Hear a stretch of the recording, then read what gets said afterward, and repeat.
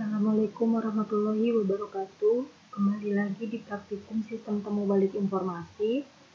Untuk praktikum ke-6 ini kita membahas tentang rasio. Apa sih itu rasio? Rasio merupakan suatu metode untuk membandingkan setiap dokumen terhadap suatu term tertentu dalam klasifikasi kategori sesuai dengan bobot dari term yang ada. Nah, untuk algoritma rasio ini merupakan salah satu metode supervised learning.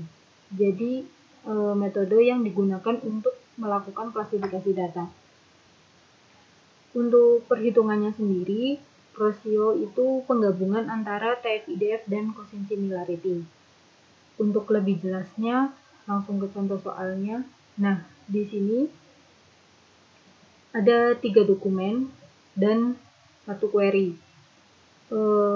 Untuk 3 dokumen ini diambil dari hasil preprocessingnya terlebih dahulu untuk term-termnya. Nah, setelah itu hitung TF-IDF-nya. Jadi di sini ada TF dari setiap dokumen dan query-nya. Terus DF, berapa kemunculan term dalam setiap dokumennya. Terus dihitung IDF-nya. Nah, di sini menggunakan IDF plus 1 karena untuk mensiasati hasil yang berupa 0. Terus dihitung bobot query-nya dan bobot dokumennya.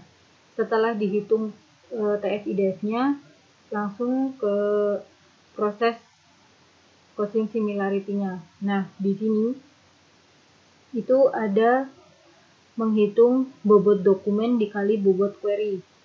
Nah, dari setiap query-nya dihitung bobotnya.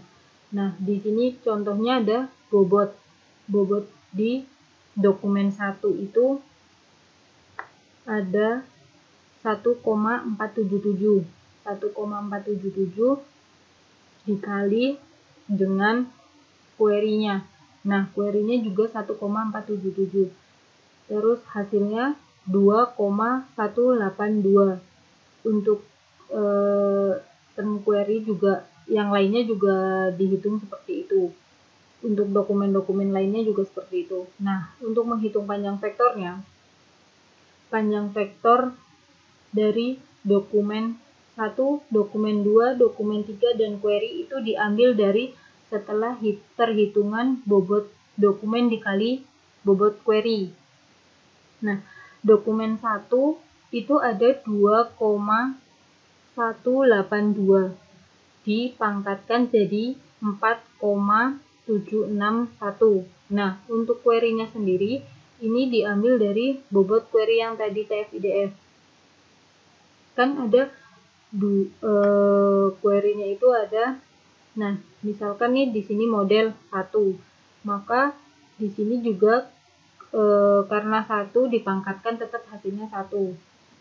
Contohnya ini bobot itu ada 1,477 dipangkatkan jadi 2,182. Untuk dokumen-dokumen berikutnya juga sama, diambil dari bobot dokumen dikali bobot query, baru dipangkatkan. Setelah dipangkatkan semuanya, seluruh dokumen, terus dijumlahkan per dokumennya.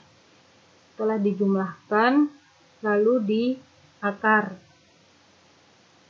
Misalkan nih dokumen 1 hasil penjumlahannya ada 15,5.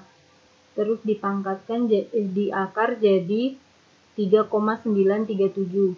Dokumen 2 juga, dokumen 3 juga dijumlah lalu diakarkan. Terus setelah hasilnya semuanya sudah selesai, di ranking dari yang terbesar ke yang terkecil. Nah, untuk yang terbesar itu ada di dokumen 2, terus dokumen 1 dan dokumen 3. Maka untuk ranking pertama atau nilai tertinggi adalah dokumen 2, dan nilai tertinggi kedua itu ada di dokumen ke-1 dan tertinggi ketiga ada di dokumen 3. Sekian praktikum ke-6 ini. Wassalamualaikum warahmatullahi wabarakatuh.